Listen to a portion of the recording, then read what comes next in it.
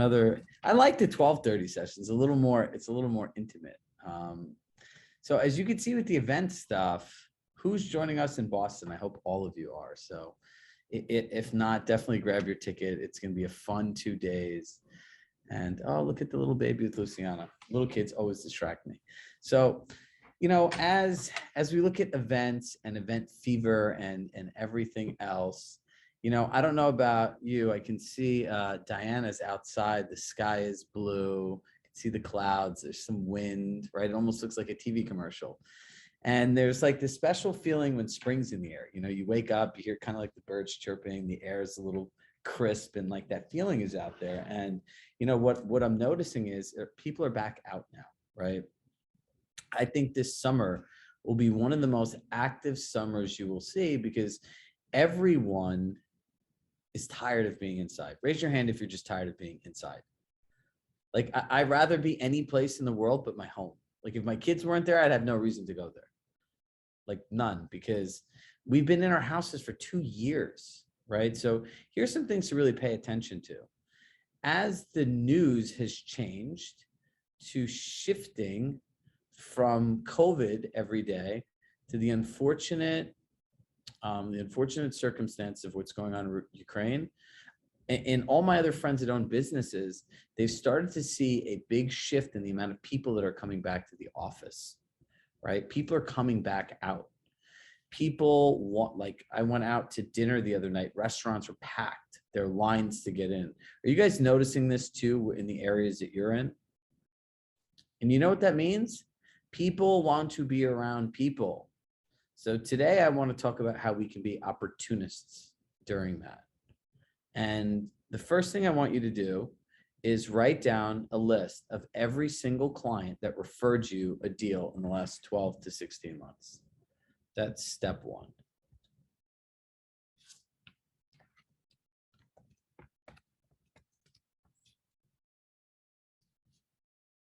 Right? Because we want to be able to identify who are the people that sent us business. Now, we have several different options. Coffee, lunch, drinks, like a happy hour, or dinner. Those are our 4 options. Coffee, lunch, happy hour, dinner.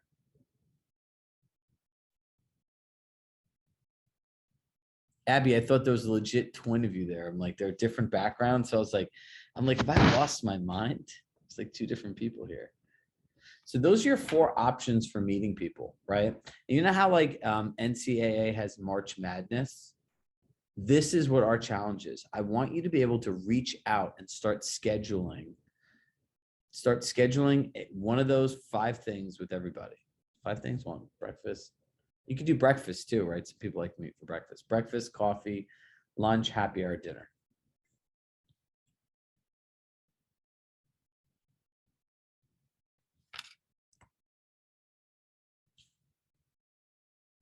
Five things. Has anyone done any in-person meetings recently with clients just in more of a social setting? A few of us, good. Holly, what did you do? Unmute yourself. I've been either doing coffee or I've been doing happy hour with past clients and just talking to them, not only about the market, but just kind of finding out what's going on with them, how they've been going through, doing just kind of the past 2 years through COVID. It's been. And what did the conversations like?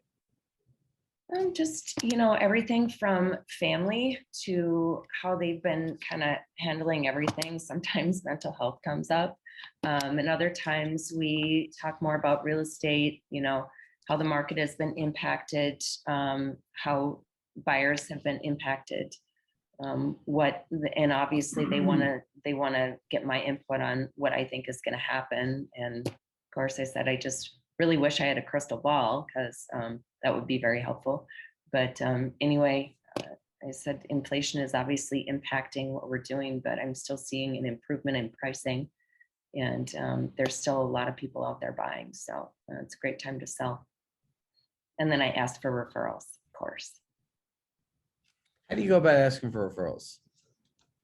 I'm just pretty straightforward. I said, obviously, you know that my business revolves around referrals and great people like yourselves. And I just say, if there's anyone that you know that's important to you that I can ever help over the next 6 to 12 months, I would really appreciate a referral. And I've I've definitely gotten some business out of it. So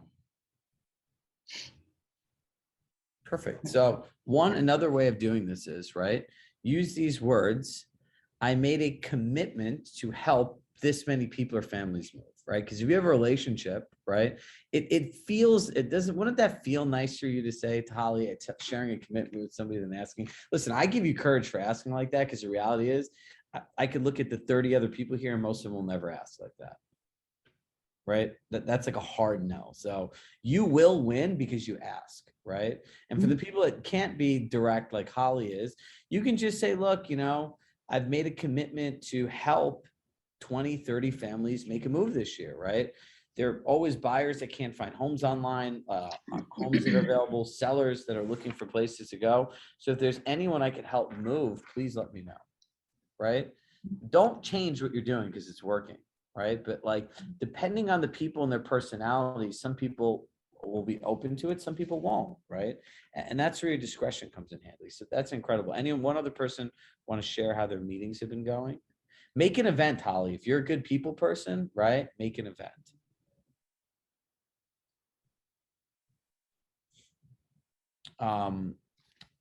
Everyone should plan over the spring, summer months, some sort of get together with people. Who else has been contacting, like Anne, you've been going out with people? Yes, I have. I have a weekly gathering with my friends. We play mahjong. And so we meet every Thursday, American style. I don't know how to do the Asian one, but so I meet with them every week. I belong to 2 book clubs. I meet up with my high school friends from school, for my kids. I have a schedule. We meet up every month, and they're always asking. And then I belong to my neighborhood association. I'm on the board. So I try to be very active in the volunteer community. Got it. So look, as you could see, doing these things are very important, right? Because what I want everyone to focus on and realize, by doing this, it's an extension of the relationship that you already created for the people. By not doing this, it is being not authentic to the relationship that you created with the people. Because unless you're working with an introverted accountant that has no interest in knowing about anything besides a property and the numbers, you talk to these people about everything, right? I always joke around. I go, real estate is the most multi-skilled job in the world. You need to be a therapist. You need to be a contractor. You need to be a decorator. You need to be a tile. Like, think about all these different things you do. But the part that I don't think people spend enough time focusing on is how much somebody trusts you when they allow you to help them with all this stuff. Right? So now this goes back to the flip side of this now. How do we do a better job of keeping track of this during the relationship, right? Remember, we always talk about being planned and purposeful.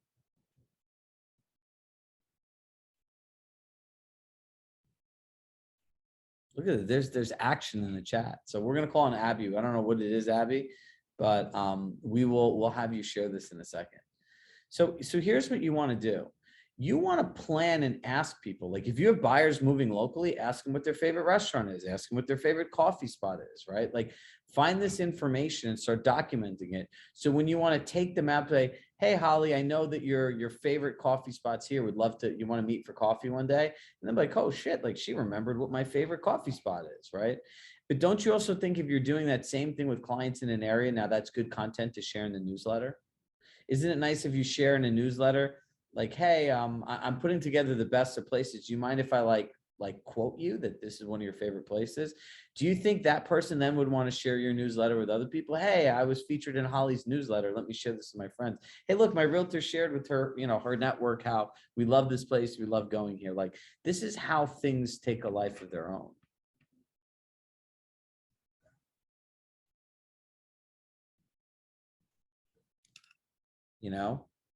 This is the process of how this all goes.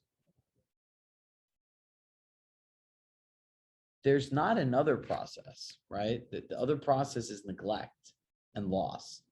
So when you think about not doing this, what I want you to think about is think about that feeling when somebody buys or sells a house with somebody else because you didn't stay in touch with them and you already had a relationship. Now that sucks. So I want you to start thinking about what Matt said. I got a lot of strong responses from the local recommendation bulk email list. So I believe that was in the Robert Refkin action plan, right? Matt? Yes? Yeah.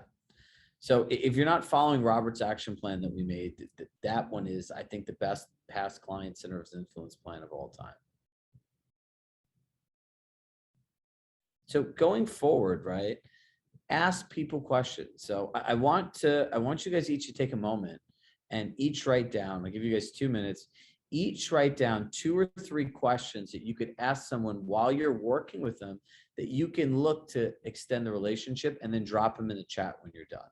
I'm going to put a couple in here.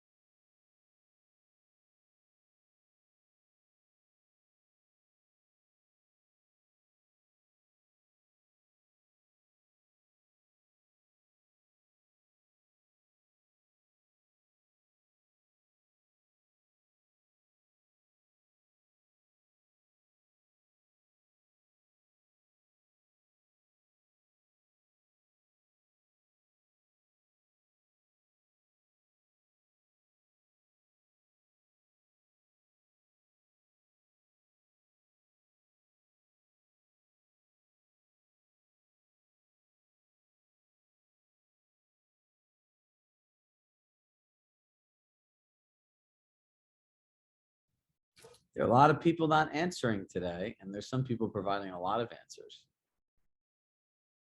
If you're stuck, just write the word stuck.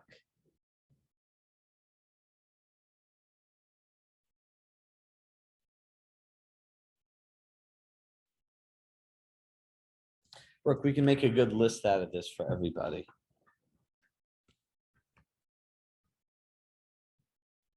All right, Charles. Let's unmute yourself. Where is Charles? Charlene, sorry. Charlene, where are you? I'm here. Hello, how are you? Sorry about my dyslexia today. No, you're fine. Really. Why are you stuck? Well, I'm kind of new, so I mean, it's been an overwhelming market to be a new agent. working with buyer. I'm kind of just organizing myself and getting used to all the different types of communication and basically everything a realtor needs to do. So I guess that's where I'm stuck. I'm overwhelmed with a lot. Okay, so Yeah. let's just make this really simple. There's Yeah. not all these things you need to do. You need to listen to people, know the market, and provide great service and build a real relationship, right? All the other stuff is just nonsense. Right. Everything else falls into those buckets. So the questions that we're asking are how do we learn about people, document about people, so after we know what gifts to get them, where they like to go, right? Don't you think a person is very likely to meet you for coffee? If I said, hey, Charlene, I remember you saying that blank and blank is your favorite coffee places. Would you like to meet one of those on during the week to grab a quick cup of coffee and catch up?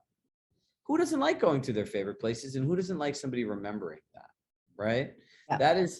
That is the simplicity of what we're doing, right? And everyone thinks they need to major the masters or like master the majors, right? All these complicated things. In reality, you need to master the minors because they're really the majors.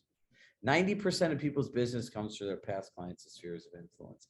If you don't stay in touch with people, you don't remember them, and you're not doing things to proactively plan this, then somebody else is, right?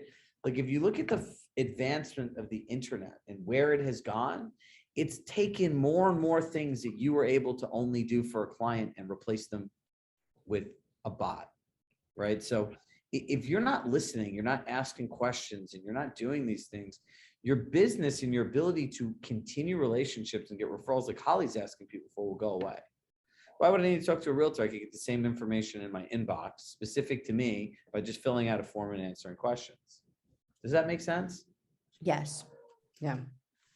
So like literally, like think about it like this. If you're out with somebody, imagine getting a second paycheck or getting an overtime multiplier for just learning about where they like to go, what they like to do, and everything else like that. And just then you have to be smart enough just to write it down. Yeah. So now I'm going to count on you to put something into the chat. Okay. Don't think I let anybody off the hook. So look, we have a lot of great things in here, right? And so in our last few minutes, I kind of want to tie this all together for you. Number one, you have to be planned and purposeful, right? If you could put a sticky note on, I know a lot of people like to take some of the things I write down and put it as a sticky note. Write a sticky note on your thing is saying, am I being planned and purposeful?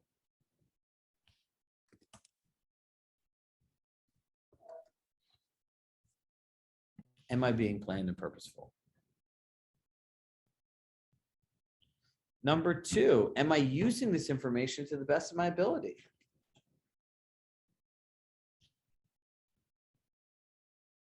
Number three, how can I have at least 10 client meetings a month with people that have already transacted with me? When you're sitting there in that 1v1 setting, it's so easy to like ask for business. Because eventually, if you just keep talking about them, they're going to want to talk about you because it'll make them feel uncomfortable. And then there are some of those people that literally could talk about themselves for 29 minutes. Like, oh my God, I didn't even realize, Abby, what can I help you with? And that's even better because now they're guilt-ridden that they monopolize the whole meeting about themselves. You're laughing, but you know it's true. Right? They're those people that no matter what they talk about, the next thing is about how oh yeah, I know what that's exactly like, right? When I had this happen, it's like, seriously? And you have to be mindful of not becoming that person. I see some people with smirks on their face laughing. Jake looks like he's frozen, but he's just very serious.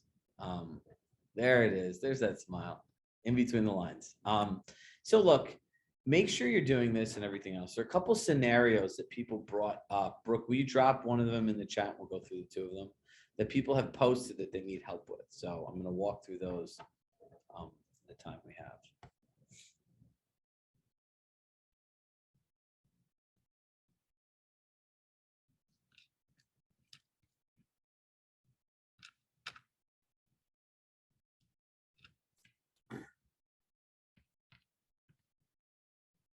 Okay. I would really like to move, but if I sell my house, I'll have nowhere to go. And how do I compete against 18 other offers, especially when I need to get a mortgage? So First of all, there's a better one than this one, the one we used in the morning. It's the one about it's the one about overpaying and the market coming down and all that other stuff. Who here is hearing from people, when is the market going to go down? I really don't want to overpay and do all these crazy things to get a house. You hear that one, right? Does anyone know what shorting a stock is? You're literally betting against it to go down, right? So this is a better question. When do you think this market will settle down so we don't have to overbid or do all these crazy things to get a home?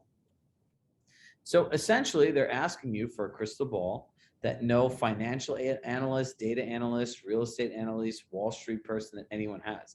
They're essentially asking you, when is the real estate market going to go down so I can short it? And in reality, if you had all of this information, you would not be even talking to these people, correct? You'd be rich. Anyone that knew the answer to that would be not even rich, they'd be wealthy, right? It's like they said it in Chris Rock. He's like, Shaq is rich. The man that signed Shaq's check is wealthy, right? There's a difference. So when you think about this, behind every one of these things is a fear or a concern, right? So if you really dig into that statement, when do you think the market will settle down? What's the fear behind that? Am I going to find a house? Am I going to have a place to go? Right? If this doesn't settle down, what's going to happen to me? So we don't have to overbid. Who the hell wants to overpay? Right? There are very few people that want to overpay as buyers. Does anyone here mind overpaying for something? I think I'm the only one. All right, Abby, I'm with you. If I had to overpay, if someone offered me the perfect house today and I want to move into a bigger house, right? It was the perfect house and I had to overpay, I wouldn't think about it as overpaying because I don't want to move. So if I found the perfect place, the price is a price. It doesn't really matter. I'm going to live there for the next 30, 40 years. I don't care. I'm the easiest real estate client in the world if you find me what I want, because I don't even care to negotiate. I'll just pay. I don't want to go look at a bunch of houses. I actually, in reality, send my wife out to look at them. And if someone finds something, I'll go. Which is very strange, right? Considering like this is what I do. So number one, those are your fears. So you need to address the fears to begin with. I hear, Anne, that these are the things you're concerned with, right? Yes. So really what we can do is look at the things that we have control over. We can look at the market data over the last 16 months and see what that says, right? And then ultimately and realize based on that data and your current situation, what makes most sense for you. Based on the past data, the market's gone up 16 months in a row.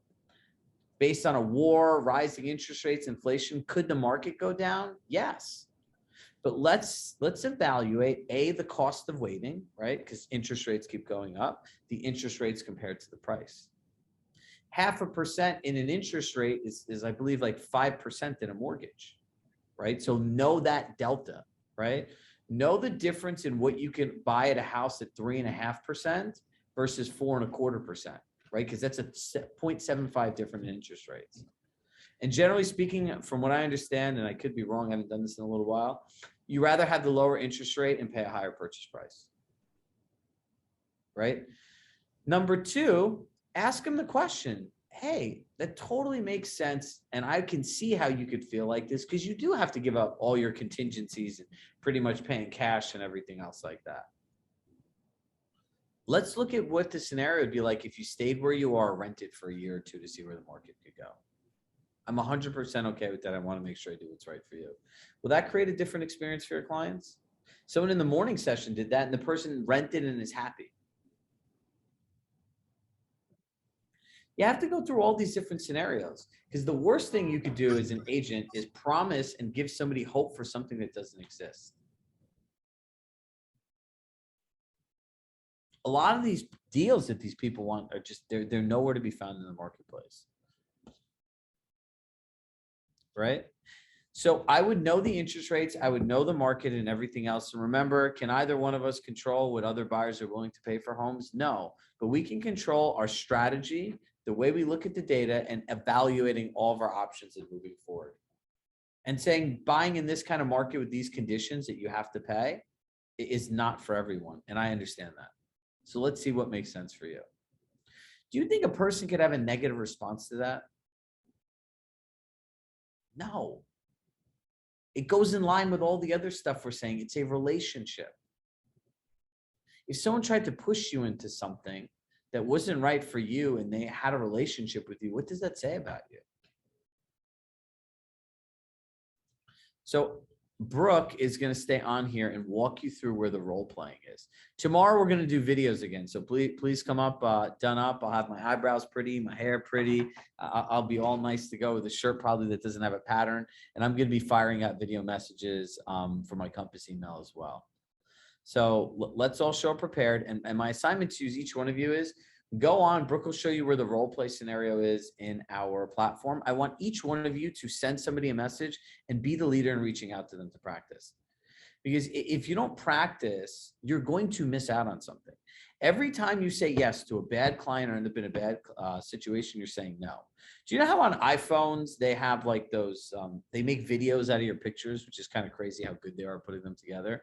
So like I was just sitting there scrolling through these aimlessly as I drank coffee and I didn't want to like be in my email. And like I found one of my dog and it made me sad about my dog. Then I found out with like together all the time was like all these pictures of my kids. And I'm like, oh my God, I'm like, am I going to really cry right now? Like, this is like, it's like a Monday morning at like, 11:30.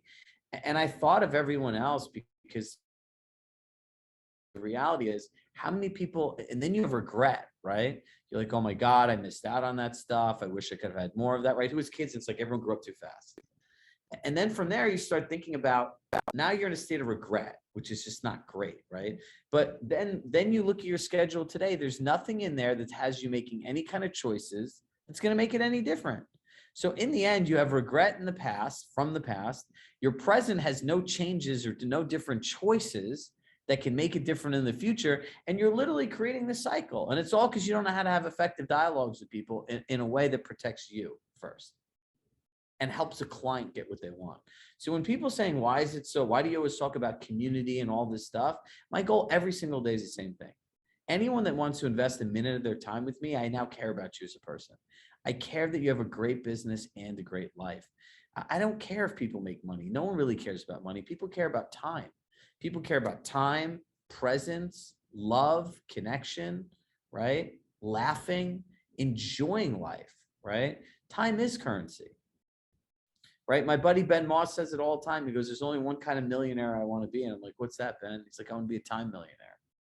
We can all have better structured businesses, all of us, but you have to put the time in to do it. So you all show up here every day, go into the groups, engage with somebody and start working on this stuff because it's like riding a bicycle. Once you learn it, you own it. And once you own it, you have it forever. So Brooke will stay on and take 5 minutes and just see where this is. And let's all keep growing together, right? And tomorrow is video day. So Brooke, I'll let you take it away from here. All right. Good afternoon, everyone. Let me go ahead and share my screen. All right.